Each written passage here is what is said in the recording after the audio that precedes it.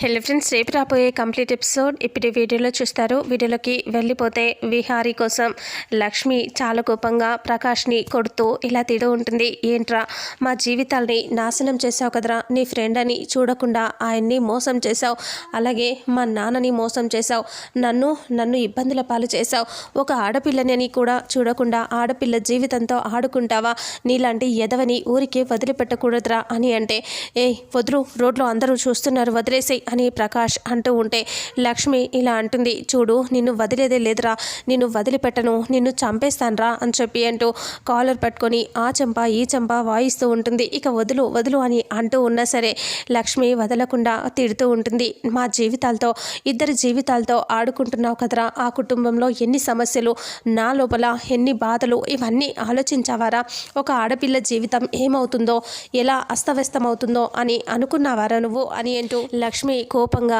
తిట్టేస్తూ ఉంటుంది. ఇంకొకసారి ఇలాంటి పిచ్చి పిచ్చి ఎదవేశాలు వేసావంటే నిన్ను ఊరికే వదిలిపెట్టనురా, ఎందుకురా మా జీవితాలతో ఇలా ఆడుకుంటున్నావు నువ్వు అని చాలా కోపంగా లక్ష్మి కొడుతూ ఉంటే లక్ష్మి నుంచి ప్రకాష్ ఇలా వదిలించుకొని చాలా స్పీడ్గా పరిగెత్తుకొని పారిపోతూ ఉంటాడు. ఇక్కడేమో విహారి కూడా కారులో ఇంటికి వెళ్తూ ఉంటాడు. లక్ష్మి ప్రకాష్ వెనకాల పడుతుంది. చాలా దూరం వరకు ప్రకాష్ పరిగెత్తుకొని వెళ్ళిపోతూ ఉంటాడు. ప్రకాష్ వెంట పడుతూనే ఉంటుంది లక్ష్మి. అలా దూరంగా పరిగెత్తుకొని వెళ్ళిపోయిన తర్వాత ప్రకాష్ ఎక్కడో గల్లీలోకి పారిపోతాడు. ఇంకా లక్ష్మి చాలా దూరం వరకు వెనకాల వెళ్తుంది. ఆ తర్వాత కొంచెం దూరం వెళ్ళేసరికి ప్రకాష్ కనిపించడు. అక్కడ ఆయాస పడిపోతూ నిలబడి ఇలా అనుకుంటుంది, ఏంటి ఈ ఎదవని ఇంతసేపు బాగానే ఫాలో అవుతూ వచ్చాను, ఇంత లోపలే ఎక్కడికి వెళ్ళిపోయాడో ఏంటో అని అనుకుంటూ లక్ష్మి అటు ఇటు చూస్తూ ఉంటుంది. కొంచెంలో మిస్ అయిపోయాడు, లేదంటే విహారి గారి ముందు నిలబెట్టేవాడిని, వీడిని నిలదీసేవాడిని అని లక్ష్మి చాలా సీరియస్గా ఆలోచిస్తూ వెనక్కి తిరిగి వచ్చేస్తూ ఉంటుంది. ఆ తర్వాత విహారి ఏమో ఇలా ఇంటికి వచ్చేస్తాడు. ఇక్కడేమో వసుధకి ఫోన్ వస్తూ ఉంటుంది. వసుధకి ఫోన్ రావడంతో ఫోన్ లిఫ్ట్ చేస్తాడు. ఆదికేశవులు ఫోన్ చేస్తాడు.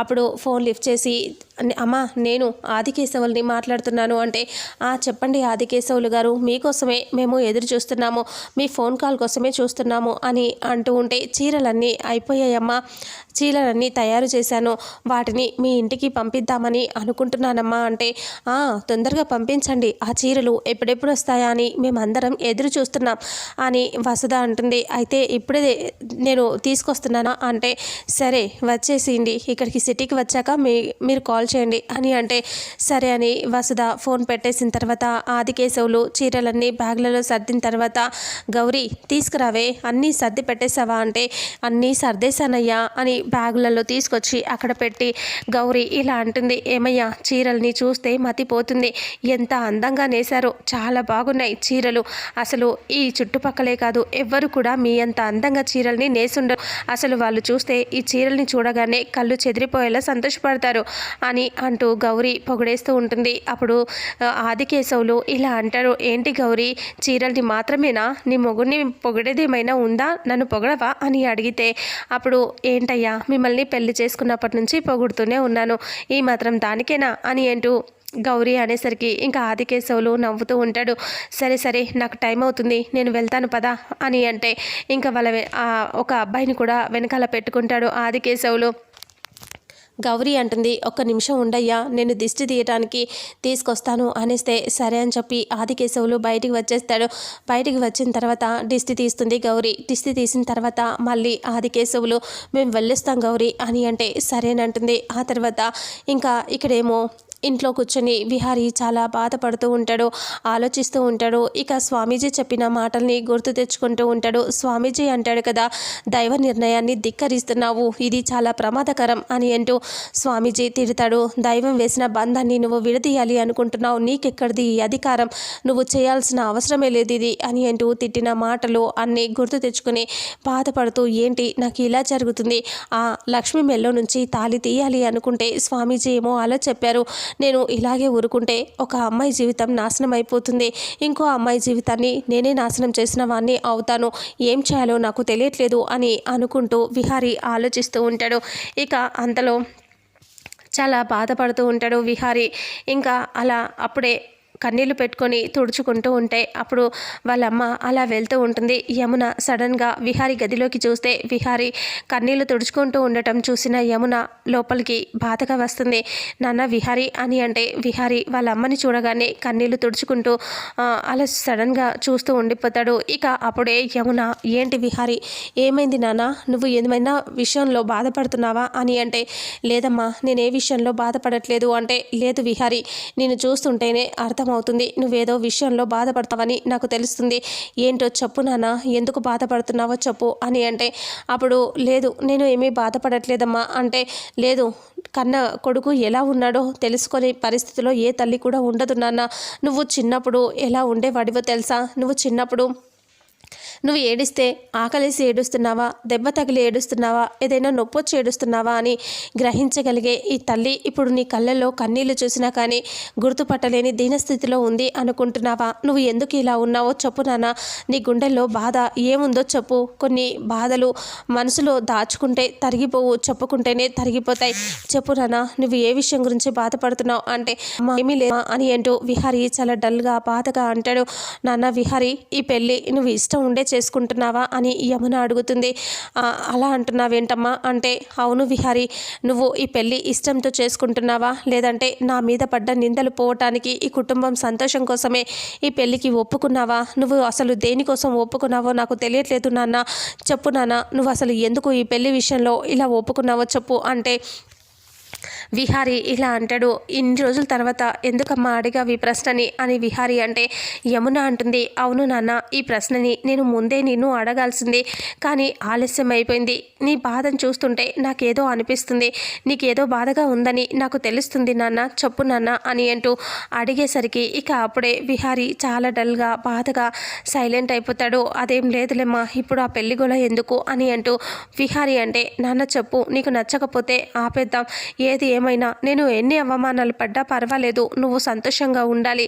జీవితంలో పెళ్ళి అనేది ఒకేసారి జరుపుకుంటాం. ఆ పెళ్ళి జరిగిన తర్వాత భార్యాభర్తలు ఇద్దరూ కలిసి ఉండాలి, కుటుంబం అంతా సంతోషంగా ఉండాలి. కానీ నీకు చేసుకోపోయేవాడివే, నీకు ఇష్టం లేకపోతే ఎలా నాన్న చెప్పు అని అంటూ ఉంటే అమ్మ ఇప్పుడు అవన్నీ కాదు, నీ ఒళ్ళో కాసేపు పడుకొని నాకు నిద్రపోవాలని ఉంది అని అంటూ విహారీ అంటే సరే నాన్న అనేసి అలా మంచం మీద కూర్చొని విహారీ రాయిలా అని అంటే విహారీ వెళ్ళి వాళ్ళ అమ్మ ఒళ్ళో పడుకుంటాడు. ఇక వాళ్ళ అమ్మ అలా జోకొట్టినట్టుగా తలని నెమురుతూ ఇలా అంటూ ఉంటుంది ఏమైంది విహారీ ఎందుకు ఇంత బాధగా ఉన్నావు అంటే అమ్మ ఎందుకో తెలియదు నాకు చాలా బాధగా ఉంది, తప్పు చేస్తున్నానేమో అని నాకు అనిపిస్తుంది. అంటే నా కొడుకు ఎప్పుడూ తప్పు చేయడు, ఒకసారి ఒక నిర్ణయం తీసుకున్నాడు అంటే దాని మీదే కట్టుబడి ఉంటాడు, అది తప్ప రైటో తెలుసుకుని పరిస్థితిలో నా కొడుకేమీ ఉండడు అని నేను అనుకుంటున్నాను. కానీ నువ్వు ఎందుకు బాధపడుతున్నావు అని మళ్ళీ అడిగితే ఇక అప్పుడే విహారీ చాలా బాధగా ఆలోచిస్తూ ఉంటాడు. ఇంకా విహారీ సైలెంట్గా ఒళ్ళో పడుకొని చూస్తూ ఉంటాడు. ఆ అమ్మాయికి మోసం చేశాను, ఈ అమ్మాయిని బాధల్లోకి నెట్టేస్తున్నాను అని విహారీ ఆలోచిస్తూ ఉంటాడు.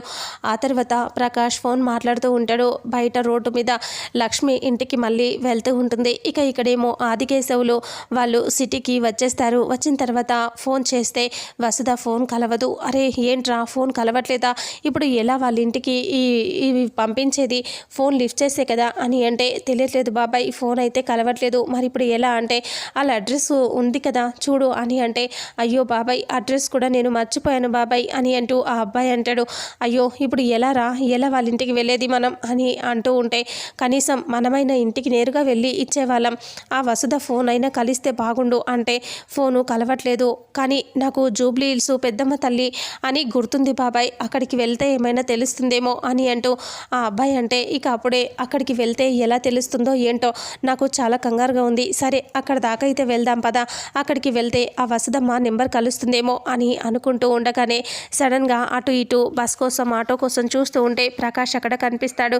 ప్రకాష్ని చూడగానే ఒక్కసారిగా రే బ్యాగులన్నీ తీసుకోరా అని అక్కడి నుంచి వస్తూ ఉంటే ప్రకాష్ ఆదికేశవుల్ని చూసి డబ్బులన్నీ తీసుకెళ్ళటం అవన్నీ మాట్లాడటం అన్నీ గుర్తు తెచ్చుకొని అమ్మో ఇందాక కూతురు చావగొట్టింది ఇప్పుడు వీడేం చేస్తాడో అని అనుకుంటూ టెన్షన్ పడుతూ చూస్తూ ఉంటాడు ప్రకాష్ దగ్గరికి ఆదికేశవులు వచ్చి ఇలా అంటాడు, బాబు ప్రకాష్ ఎలా ఉన్నావు అని అనేసరికి ఇదేంటి ఇంత కోపంగా ఏం చేస్తాడో అనుకుంటే ఇంత కూల్గా మాట్లాడుతున్నాడు అని అనుకుంటూ షాకింగ్గా చూస్తూ ఉంటాడు. నాన్న ప్రకాష్ చెప్పు ఎలా ఉన్నావు బాబు బాగున్నావా అని అంటే బాగానే ఉన్నాను మీరెలా ఉన్నారు అని అంటే నేను బాగున్నాను బాబు, నీ వల్ల నీ దయ వల్ల నా కూతురు చాలా సంతోషంగా ఉంది బాబు, నా అల్లుడు బంగారం లాంటి అల్లుడిని చేసావు బాబు, నీకు మేము ఏ విధంగా రుణపడి ఉన్నామో తెలీదు కానీ నువ్వు మాత్రం మేమేం చేశామో మాకు చుట్టరికం కాదు ఏం కాదు, మా గురించి ఆలోచించి మా కూతుర్ని మంచి ఇంటికి పంపించావు, వాళ్ళు చాలా సంతోషంగా ఉన్నారు అని అంటూ ఉంటే